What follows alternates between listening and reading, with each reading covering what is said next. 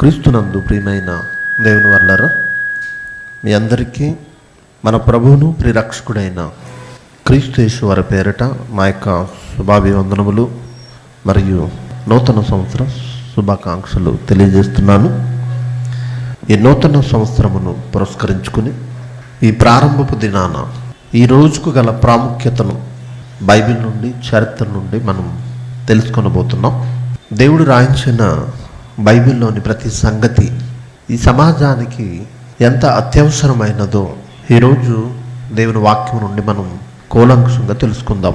ఈరోజు మతోన్మాదులు ప్రశ్నిస్తున్న ప్రశ్న, అలాగే ఇప్పటికీ క్రైస్తవ ప్రపంచానికి తెలియని విషయం ఏంటంటే, క్రీస్తు శకం క్రీస్తు జన్మదినము నాటి నుండే లేదా క్రీస్తు పుట్టుక నుండే ప్రారంభమైందా, లేక మనుషులు క్రీస్తు శకాన్ని నిర్ణయించారా? ఈ విషయాలు ఆలోచిస్తూ ముందుకు సాగుదాం. ఈ హైందవ్యంలో ఉన్న మత పెద్దలు లేదా మత పిచ్చి పట్టిన కొందరు క్రీస్తు శకాన్ని ఒప్పుకోనట్టుగా కొన్ని గ్రంథాలు, కొన్ని పుస్తకాలు రాశారు. వీళ్ళు క్రీస్తు శకం అంటే ఒప్పుకోరు, సామాన్య శకం అని రాశారు. వాళ్ళు కామన్ ఎరా అన్నారు. ఎందుకు వారు అలా అన్నారంటే, యేసుక్రీస్తు మా దేశంలో పుట్టిన దేవుడు కాదు, ఆయన విదేశీ మతస్థుడు, విదేశీ దేవుడు గనుక ఆయన పేర శకం అంటే మేము ఒప్పుకోము అని ఎలాగైనా ఈరోజు భారతదేశంలో హిందుత్వ తరహా ప్రభుత్వాన్ని, సొంత రాజ్యాన్ని ఏర్పాటు చేసుకోవడానికి చాలా కాలంగా ప్రయాసపడుతున్నారు. ఆ క్రీస్తు శకం, క్రీస్తు పూర్వం అనేది మానవ కల్పితమా లేక అది దైవ సంకల్పమా? మనం క్రీస్తు శకముగా మాట్లాడుకోవాలా లేదా సామాన్య శకముగా మాట్లాడుకోవాలా? ఇలాంటి విషయాలు దేవుని వాక్యంలో నుంచి మనం ఆలోచిద్దాం.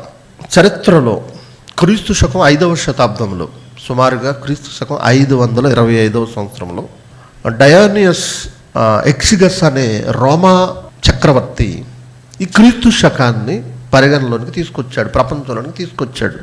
యేసుక్రీస్తు పుట్టినప్పుడే క్రీస్తు శకం అనేది నిర్ణయింపబడలేదు ప్రపంచంలో.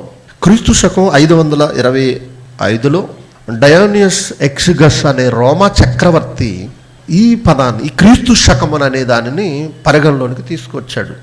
కాలంతో ప్రపంచంలోని ప్రతి పరిస్థితి ముడిపడింది. ముఖ్యంగా మానవ జీవిత గమనం కాలంతోనే ముడిపడింది. కాబట్టి దీనిని మార్చడం అనేది, దీనిపై ఏకాభిప్రాయం లేకుండా ప్రజలు వ్యవహరించాలి అని అనుకుంటే మానవ ప్రపంచం అల్లకల్లోలం అయిపోతుంది. ప్రపంచంలో ఎవరైతే కాలం విషయంలో ఏకాభిప్రాయానికి రారో వారు తలక్రిందులైపోతారు సమాజంలో. ఎందుకంటే కాలం అనేది దేవుని చేతిలో ఉన్నదన్న సంగతి మనం విన్నాం. ఒకసారి ఆ మాట చూస్తూ ముందుకు సాగుదాం. అపోస్తుల కార్యములు 1వ అధ్యాయం 7వ వచనములో, కాలములను సమయములను తండ్రి తన స్వాధీనమందుంచుకొని ఉన్నాడు. కాలములను సమయములను తండ్రి తన స్వాధీనమందుంచుకున్నాడట. ఎవరి తండ్రి అంటే ప్రపంచానికే అధిపతి, ముల్లోకాల చక్రవర్తి దేవుడు. ప్రకృతిని కలిగించిన వాడు, ప్రకృతిలో మనిషిని కలిగించిన వాడు, మనిషికి జీవాన్ని, ఊపిరిని అనుగ్రహించిన వాడు దేవుడు. ఆయన అనేది పక్కన పెడితే ప్రపంచమంతటికి దేవుడు ఉన్నాడు. ఆ దేవుని దయ వలనే ఈరోజు ప్రపంచం తిరుగుతుంది. ఒక సంవత్సరం మారుతుందంటే దాని వెనక దేవుని యొక్క అనాది సంకల్పము, ఆయన ప్రణాళిక దాగి ఉంది. సంవత్సరం మనకు రావడం వెనుక దేవుని యొక్క అపారమైన జ్ఞానం దాగి ఉంది. అది ప్రపంచానికి తెలీదు. భూమి తన చుట్టూ తాను తిరగడానికి ఒక్కరోజు పడుతుంది, మనకు తెలుసు. ఎంత ప్రాసెస్ జరిగితే మనకు ఒక సంవత్సరం వస్తుందో చూడండి. ఎవరు వీటిని తిప్పుతున్నారు అంటే ఖచ్చితంగా తండ్రి అయిన దేవుడు. ఎందుకంటే మనం తిప్పలేం, మన తాతలు తిప్పలేరు, మన దేశ ప్రధాని తిప్పలేడు, అమెరికా ప్రెసిడెంట్ తిప్పలేడు. ప్రపంచంలో మనిషి అన్నవాడు ఎవ్వడు ప్రకృతిని కదిలించలేడు, సంవత్సరాలను రప్పించలేడు. కారణం కాలములు, సమయములు ఎవరి చేతిలో ఉన్నాయి? దేవుని చేతిలో ఉన్నాయి. ప్రకృతి ఎప్పుడు ఎలా తిరగాలో, ఏ సమయం రావాలో, ఏ నెల రావాలో, ఏ సంవత్సరం రావాలో, ఇది మాత్రమే కాకుండా కాలానికి మనిషి పుట్టుకకు కూడా దేవుడు సంబంధం ఏర్పరిచాడు. అలాగే యేసుక్రీస్తు వారు ఏ కాలంలో రావాలో అది కూడా దేవుడే నిర్ణయించాడు. గలతీయులకు రాసిన పత్రిక 4వ అధ్యాయము 4వ వచనం చూడండి. కాలము పరిపూర్ణమైనప్పుడు దేవుడు తన కుమారుణ్ణి పంపించాడు. దేవుడికి ఒక ప్రణాళిక ఉందండి. ఏ కాలంలో క్రీస్తు యేసు వారు లోకానికి రావాలో ఆయన వచ్చినప్పటి నుండి ప్రపంచంలో ఎలాంటి మార్పులు జరగాలో దేవుని ప్రణాళిక. ఒకసారి ఆ మాట కూడా చూద్దాం. ఎఫెసీ పత్రిక 1వ అధ్యాయం 8వ వచనం చూడండి. దేవుని వల్ల కాలము సంపూర్ణమైనప్పుడు జరగవలసిన ఏర్పాటు అన్నాడు చూడండి. కాలము సంపూర్ణమైనప్పుడు జరగవలసిన ఏర్పాటు. దేని గురించి మాట్లాడుతున్నాడు అనుకుంటున్నారు? ఇక్కడ మొదటి నుంచి చివరి వరకు చదివితే యేసుక్రీస్తు వారు ఈ లోకానికి రావాలి అన్న సందర్భం గురించి మాట్లాడుతున్న విషయం ఇది. కాలము సంపూర్ణమైనప్పుడు, సంపూర్ణం అంటే ఆయన అనుకున్న కాలం, ఇదిగో ఈ కాలములో నేను పంపించాలనుకున్నప్పుడు, ఆ కాలము దగ్గర పడినప్పుడు జరగవలసిన ఏర్పాటు అన్నాడు. ఏంటా ఏర్పాటు? తన కుమారుని లోకానికి పంపించాలి. అంటే యేసుక్రీస్తు వారు పుట్టుకతో కాలము ముడిపడి ఉందన్న సంగతి గమనించాలి. మన పుట్టుకతోటి కాలం ముడిపడింది, కానీ మనం పుట్టిన కాలం ప్రపంచానికి అవసరం లేదు. అంటే మనుషుల పుట్టుక కాలంతో ముడిపడి ఉన్నా క్రీస్తు పుట్టుక మాత్రం ప్రపంచ ప్రజలందరికీ ఒక వేదిక కావాలి. చాలామంది అంటున్నారు యేసుక్రీస్తు వారు పుట్టినప్పటి నుంచి శకం ప్రారంభమైంది అనుకుంటే పొరపాటు. అది యేసుక్రీస్తును వెంబడించిన రోమా చక్రవర్తులు నిర్ణయించినది, అది ఆ శకం. అంతేగాని యేసు పుట్టుకకు శకంతో సంబంధం లేదని చాలామంది పుస్తకాలు రాసేశారు, సమాజంలో మాట్లాడేశారు. ఒకవేళ క్రీస్తు శకం అనేది ప్రజల చేత నిర్ణయించబడినా ఆ నిర్ణయం వెనక దేవుని హస్తం అనేది ఖచ్చితంగా ఉంది అని చెప్పడానికి కొన్ని ఆధారాలు మనం ఆలోచిద్దాం. ప్రపంచంలో ఏ ప్రాంతానికి ఆ ప్రాంతానికి ఒక క్యాలెండర్ ఉండేది, ఆ జాతులకు సంబంధించిన నిర్ణయ కాలం ఉండేది. మరి ప్రపంచం అంతటిని ఏకతాటిపైకి తీసుకురావాలి, ప్రపంచ ప్రజలందరికీ ఒకే కాలమానం ఉండాలంటే దేనిని బట్టి నిర్ణయిద్దామని మేధావులు ఆలోచించారు. కట్టడాలను బట్టి, అంటే ప్రపంచంలో పురాతనమైన కట్టడాలను పురస్కరించుకుని అక్కడి నుంచి శకాన్ని ప్రారంభిద్దామా, దేనిని బట్టి కాలాన్ని విడగొడదామని ఆలోచిస్తే ఖచ్చితంగా ప్రపంచ ప్రజలందరినీ ప్రభావితం చేసిన ప్రజలు ఎవరున్నారు అని ఆలోచించారండి. అందులో ఆ ప్రజల జాబితాలో మొట్టమొదటి వ్యక్తిగా యేసుక్రీస్తు కనపడ్డాడు. మనిషి పుట్టిన నాటి నుండి ఆనాడు క్రీస్తు శకం 525 వరకు మనుషుల జాబితాను పరిశీలించగా ప్రపంచంలో క్రీస్తు అంతటి గొప్పవాడు మరొకడు లేడు అన్న సంగతి వారి మనసులో కదిలింది. నిజమండి, వారి మనసులో మెదిలింది. ఎందుకు మెదిలిందో అన్నది ఎవరి సంకల్పమో ఎవరి ఏర్పాటు అనేది పక్కన పెడితే, ఈరోజు మతోన్మాదులు అన్నట్టుగా వారి మనసుల్లో మెదిలింది పెట్టేశారు అంటున్నారు. వారి మనసుల్లో మెదలడానికి కూడా ఎవరి కారణం అనేది మనం ఆలోచించాలి. క్రీస్తుని బట్టి మనం నిర్ణయిద్దాం అనుకున్నారు వాళ్ళు. వారు మనుషులే అనుకున్న వారి వెనక వారి మనసులో ఆలోచన పుట్టడానికి కారణం ఏంటో కూడా బైబిల్ చెప్పింది. ఏంటో తెలిసి ఇప్పుడు చదువుకున్నాం. కాలము సంపూర్ణమైనప్పుడు జరగవలసిన ఏర్పాటు. ఏంటది?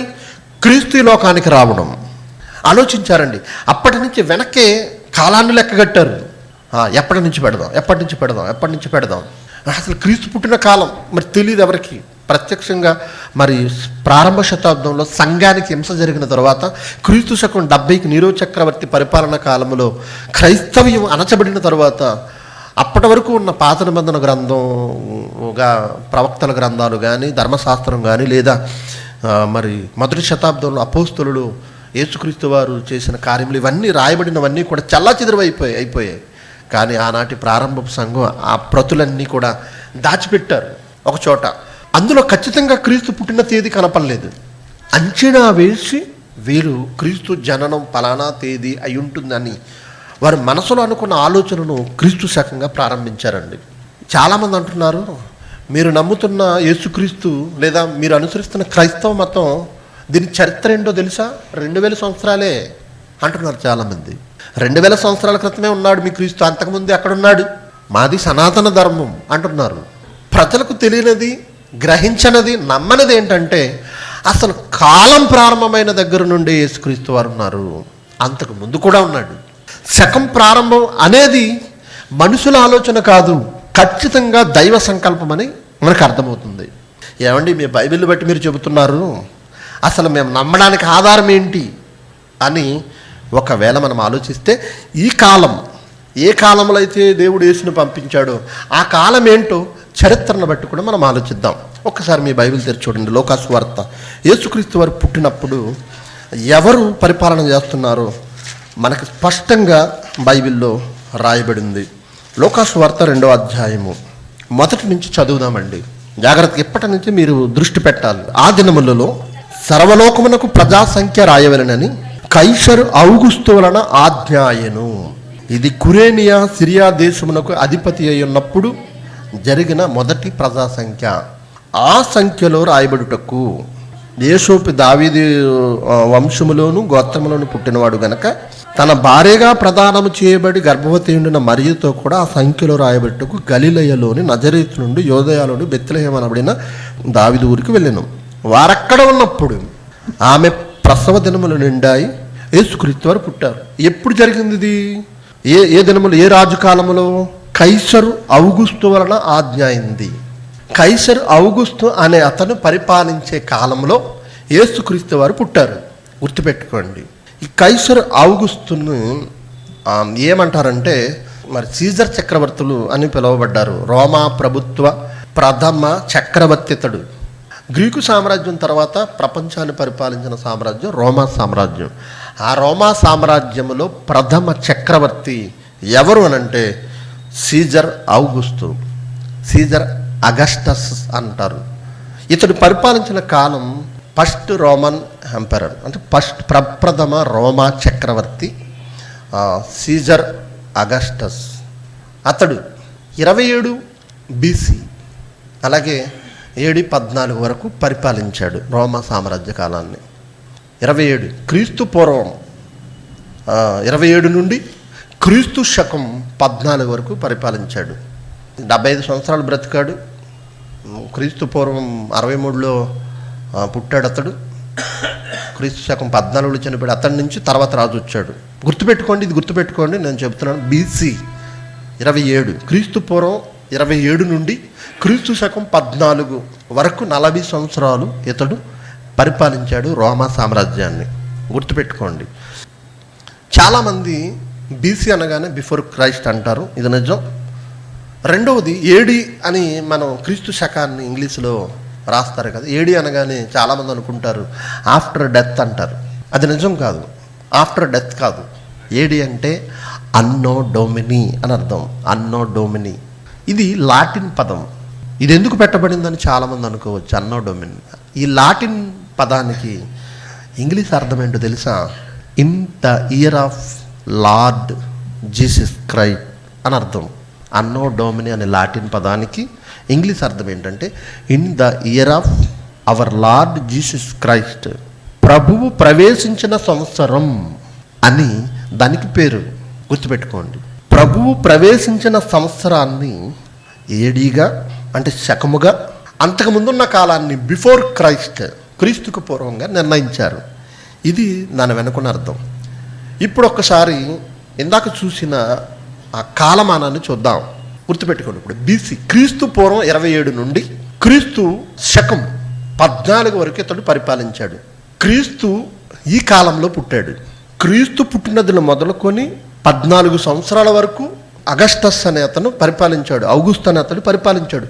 క్రీస్తు ఇతడి పరిపాలన కాలంలో పుట్టిన తర్వాత 14 సంవత్సరాలు ఈ ఔగుస్తు బ్రతికాడు, పరిపాలన చేశాడు. అంటే ఈ ఔగుస్తు చనిపోయేసరికి యేసుక్రీస్తు వారి వయసు అంతాని మనం అంచనా వేయొచ్చు, 14 సంవత్సరాలు, అంతే కదా. గుర్తుపెట్టుకోండి. రైట్. ఇప్పుడు లూకాసు వార్త 3వ అధ్యాయం మొదటి నుంచి చూద్దాం.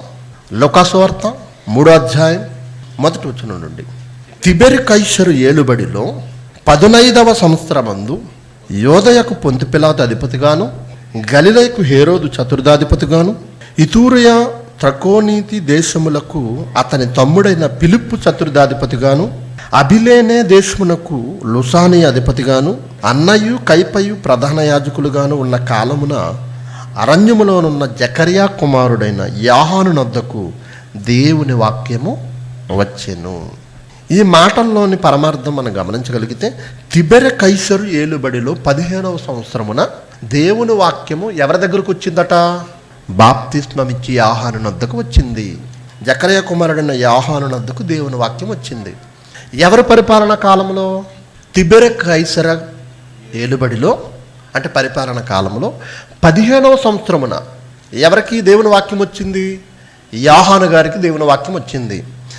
యోహాను గారికి దేవుని వాక్యం వచ్చేసరికి యోహాను గారికి ఎంత వయసు? అరణ్యములో ఆయన కేకలు వేసి ఆనాటి సమాజానికి సువార్తను ప్రకటించే ఆ కాలంలో ఆయన వయసు ఎంత? బాప్తిస్మిచ్చి యోహాను గారు బాప్తిస్మ ఇచ్చేసరికి యేసుక్రీస్తు వారు వచ్చి బాప్తిస్మిచ్చి యోహాను దగ్గర బాప్తిస్మ తీసుకున్నారు. అవునా? అంటే యేసుక్రీస్తు వారు బాప్తిస్మ తీసుకునేసరికి ఎంత వయసు? 3:23లో యేసు బోధింప మొదలు పెట్టినప్పుడు ఆయన దాదాపు 30 ఏళ్ళు. గుర్తుపెట్టుకోండి, యేసుక్రీస్తు వారికి 30 సంవత్సరాలు వచ్చినప్పుడు బాప్తిస్మిచ్చి యోహాను గారి దగ్గర బాప్తిస్మ తీసుకోవడానికి వచ్చాడు. అంటే బాప్తిస్మిచ్చి యోహాను గారు యేసుక్రీస్తు కంటే ఎంత పెద్ద? 6 నెలల పెద్ద. అంటే ఈయనకు కూడా సుమారుగా 30 సంవత్సరాలు. ఏమండి? గుర్తుపెట్టుకోండి, యేసుక్రీస్తు వారు 30వ ఏట యోహాను నద్దకు దేవుని వాక్యం వచ్చింది. ఇది ఎప్పుడు? తిబెరి కైసరు యొక్క ఏలుబడిలో 15వ సంవత్సరంలో. గుర్తుపెట్టుకోండి, ఇది బైబిల్ చెప్పిన మాట. చరిత్రలో అతని పరిపాలన కాలాన్ని ఒకసారి చూద్దాం మనం. 2వ రోమా సామ్రాజ్యాధినేత జూలియస్ సీజర్, మనం ఇప్పుడు చదువుకున్నాం చూసారు, లోకాసు వార్త 3వ అధ్యాయం 1వ వచనంలో ఉన్న తిబెరి కైసరు అతడే. ఇతడు ఔగుస్తు చనిపోయిన నాటి నుండి క్రీస్తు శకం 37 వరకు పరిపాలించాడు. కాలాన్ని గుర్తుపెట్టుకోండి. అంటే యేసుక్రీస్తు వారు 14వ ఏట వరకు పరిపాలిస్తే అప్పటి నుండి 37 వరకు తిబెరి కైసరు పరిపాలించాడు.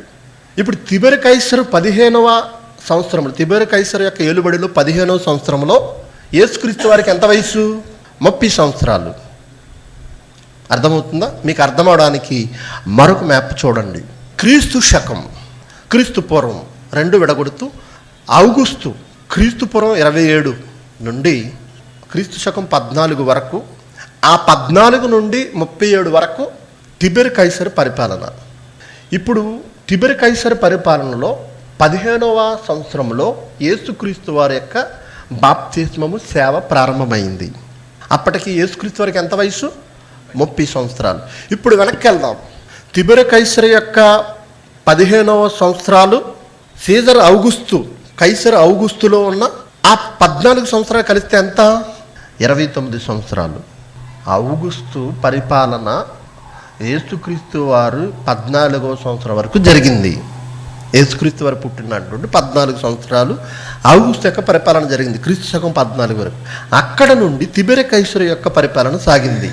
తిబెరి కైసరు 15వ సంవత్సరానికి యేసుక్రీస్తు వారికి లేదా బాప్తిస్మిచ్చి యోహాను గారికి 30 సంవత్సరాలు సుమారుగా. 15 ఎంత? 29 సంవత్సరాలు. అంటే యేసుక్రీస్తు వారికి వయసు ఎంత అని చెప్పబడింది ఆయన సేవ ప్రారంభమయ్యే దగ్గరికి? చూడండి అన్నమాట, దాదాపు 30 సంవత్సరాలు. రౌండ్ ఫిగర్ 30 అనలేదు అక్కడ, దాదాపు అంటే సుమారుగా 30 సంవత్సరాలు. ఇప్పుడు యేసుక్రీస్తు వారి 30వ సంవత్సరం నుండి వెనక్కి వస్తే ఔగుస్తు యొక్క కాలాన్ని బట్టి యేసుక్రీస్తు వారి యొక్క వయసు గమనించండి, 0 దగ్గర నుంచి ప్రారంభమయ్యింది. క్రీస్తు పూర్వం 27 నుండి క్రీస్తు శకం, మీరు ఒక గీత పెట్టుకోండి, ఆ గీతకి అవతల 27 సంవత్సరాలు, ఇటు 14 సంవత్సరాలు వేసుకోండి. ఓకే. నెక్స్ట్ తిబెరి కైసరు యొక్క పరిపాలన, 2వ రోమా సామ్రాజ్య చక్రవర్తి. ఆ ఔగుస్తు చనిపోయిన దగ్గర నుంచి అతని పరిపాలన కొనసాగింది. ఇతని పరిపాలన 15వ సంవత్సరంలో దేవుని వాక్యము యోహాను యొద్దకు వచ్చింది. అప్పటికి యోహాను గారికి 30 సంవత్సరాల 6 నెలలు. అంటే యేసుక్రీస్తు వారు బాప్తిస్మం తీసుకోవడానికి వచ్చిన కాలం ఎప్పుడు ఎంత అంటే 30 సంవత్సరాలు, ఆయనకి దాదాపుగా 30 సంవత్సరాలు. ఇప్పుడు నెక్స్ట్ దీనిని బట్టి మనం అంచనా వేస్తే సీజర్ అగస్టస్ అంటే కైసరు ఔగుస్తు యొక్క పరిపాలన కాలం మొదలు అతను తిబెరి కైసరు యొక్క పరిపాలన మొదలయ్యే వరకు 40 సంవత్సరాలు సుమారు. తిబెరి కైసరు యొక్క పరిపాలనలో 15వ సంవత్సరానికి యేసుక్రీస్తు వారికి 30 సంవత్సరాలు. అప్పటి నుంచి వెనక్కి వస్తే దాదాపుగా 29 సంవత్సరాలు తిబెరి కైసరు నుంచి వెనక్కి వెళితే మనకి ఔగుస్తు యొక్క పరిపాలన కాలం 14కు వెనక్కి వెళితే 0. అక్కడి నుంచి ప్రారంభిస్తే తిబెరి కైసరు యొక్క పరిపాలన 15వ సంవత్సరాల పరిపాలన, అలాగే ఔగుస్తు యొక్క 14 సంవత్సరాల పరిపాలన, 29 సంవత్సరాలు మనకి ఖచ్చితంగా లెక్కొస్తున్నాయి. ఇప్పుడు తిబెరి కైసరు యొక్క పరిపాలనా కాలం 15వ సంవత్సరంలో యేసుక్రీస్తు వారికి 30 సంవత్సరాలు అనుకుంటే 30 సంవత్సరాలు, దాదాపు 30 సంవత్సరాలు అనుకుంటే అక్కడి నుంచి వెనక్కి వస్తే 0 కాలం యేసుక్రీస్తు వారు పుట్టిన కాలం. అదే మీకు అర్థమవడానికి మ్యాప్ నేను తయారు చేశాను. శకం యొక్క ప్రారంభం, క్రీస్తు జననం, క్రీస్తు యొక్క సేవ ప్రారంభం 30. ఈ మధ్యకాలం 30 సంవత్సరాలు, ఈ 30 సంవత్సరాలని యేసుక్రీస్తు యొక్క 30 సంవత్సరాలను దృష్టిలో పెట్టుకుని రోమా చక్రవర్తులు పరిపాలించిన కాలాన్ని మనం ఖచ్చితంగా క్యాల్కులేట్ చేయగలిగితే యేసుక్రీస్తు వారి జననం జనవరి 1న వస్తుంది. అర్థమైందా లేదా? ఆలోచించండి. మరి ఈరోజు మనం ఆనందించవలసిన రోజా కాదా? ఎంత చక్కగా చరిత్రలో ఉన్న ఆధారాలు, బైబిల్లో చెప్పబడిన రెండే రెండు వచనాలతో చరిత్రలో రోమా సామ్రాజ్య కాలంలో పరిపాలించిన 2 చక్రవర్తుల పరిపాలన కాలంతో క్రీస్తు జననం యొక్క ఖచ్చితమైన నిర్ణయం మనం చెప్పేయచ్చు.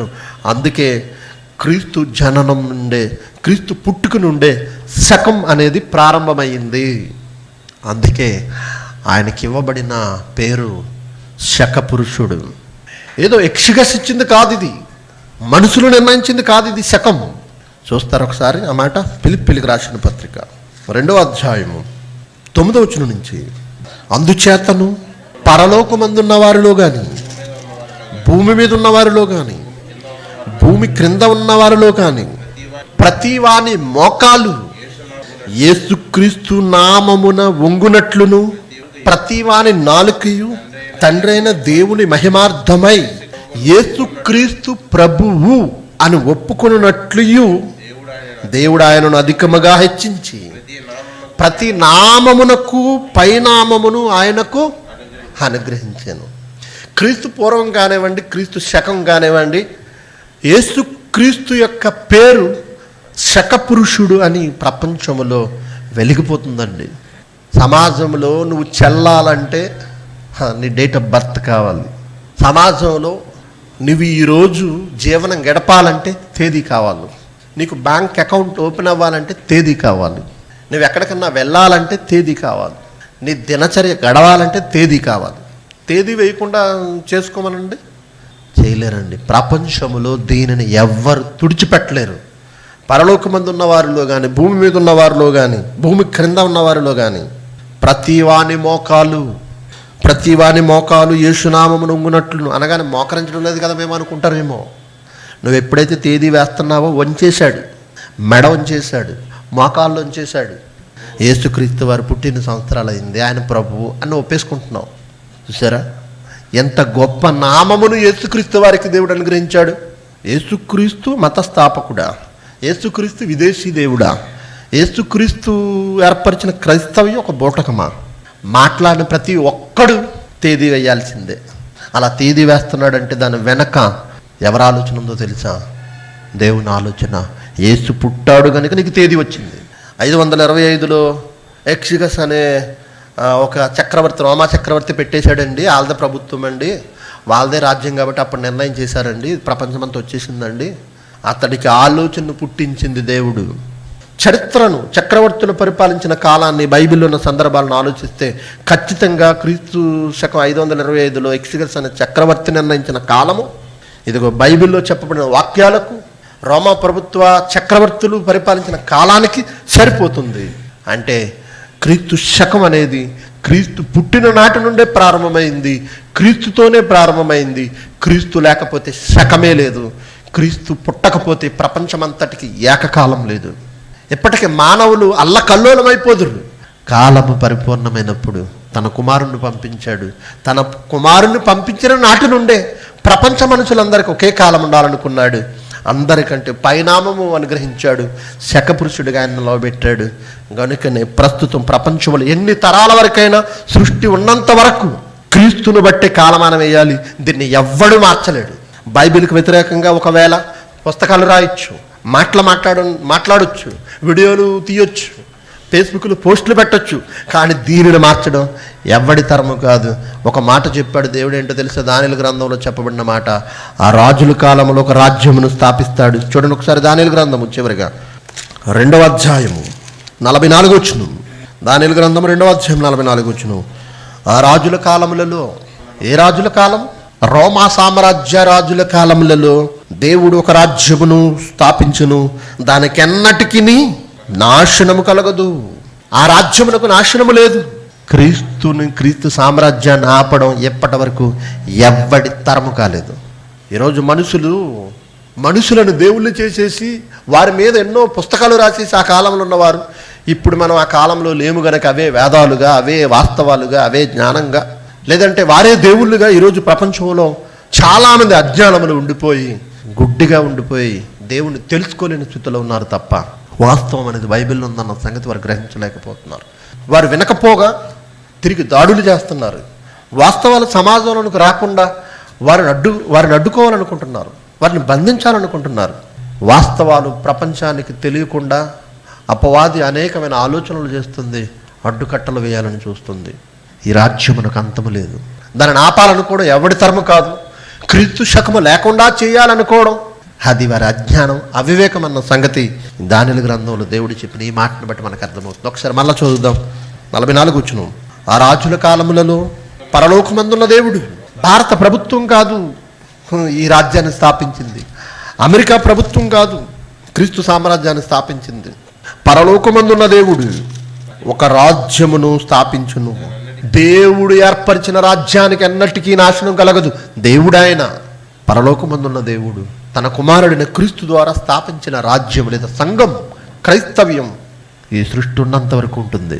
దాన్ని ఎవరు ఆపలేరు. దినదినం విస్తరిస్తూనే ఉంటుంది. ఈ సంఘానికి, ఈ రాజ్యానికి, ఈ క్రైస్తవానికి రారాజు యేసుక్రీస్తు. ఆయనే శకపురుషుడు, ఆయనే యుగ పురుషుడు. ఆయన పుట్టిన నాటి నుండే ప్రారంభమైంది క్రీస్తు శకం. ఎన్ని పుస్తకాలు రాసుకుంటారో రాసుకోండి. సామాన్య శకం అని చల్లవవి, చల్లని చిత్తు కాగితాలా మిగిలిపోతాయి తప్ప ఎప్పటికీ నిలిచేది క్రీస్తు శకమే. ఎప్పటికీ ప్రపంచ ప్రజలందరికీ ప్రభు.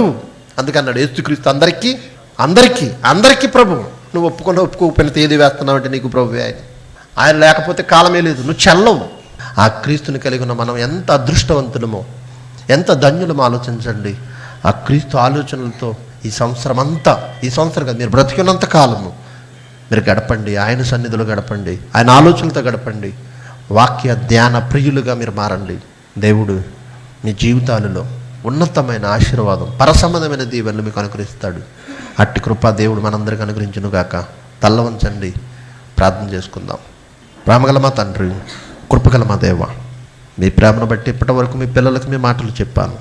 మతోన్మాదులకు, నాస్తిక హేతువాదులకు కనువిప్పుగా ఉండులాగా కృప చూపించండి. మనోనేత్రాలను వెలిగించండి. వాస్తవాలు గ్రహించి క్రీస్తుని ప్రభువుగా అంగీకరించి ఈ సమాజంలో క్రైస్తవ్యాన్ని స్వీకరించే ఉన్నతమైన భాగ్యములు అనేకమైన మీ విరోధులందరికీ ప్రసాదించండి. ఈ మొదటి రోజు సంవత్సరంలో కూడి వచ్చిన మీ బిడ్డలందరినీ జ్ఞాపకం చేసుకోండి. ప్రారంభపు రోజు మీ సన్నిధిలో మీ పిల్లలు తమ జీవితాలను ఆరంభించారు. ఈ రోజు నుంచి నూతనత్వంతో వారి మనసులను నింపుకొనిలాగున కృప చూపించండి. వాక్యానుసారమైన ఆలోచనలతో, పరసంబంధమైన తలంపులతో మీ సన్నిధిలో నిత్యము వారు జీవించులాగున కృప చూపించండి. వారి జీవితాలలో మీకే ప్రథమ స్థానం ఇచ్చి మీ వాక్యమునకే వారి మనసులో చోటిచ్చే వారు ఉండడానికి కృప చూపించమని కోరుతూ, విన్న మాటలు నిష్ప్రయోజనం కాకుండా కేవలం వినువారు మాత్రమే ఉండి వారిని వారు మోసపుచ్చుకొనకుండా మీ వాక్య ప్రకారం నడవని ధన్యత ప్రతి ఒక్కరికి అనుగ్రహించమని మీ కుమారుడును మా ప్రభువును రక్షకుడైన క్రీస్తు యేసు వారి పేరటి ప్రార్థన అడిగి వేడుకొనుచున్నాము తండ్రి. ఆమేన్.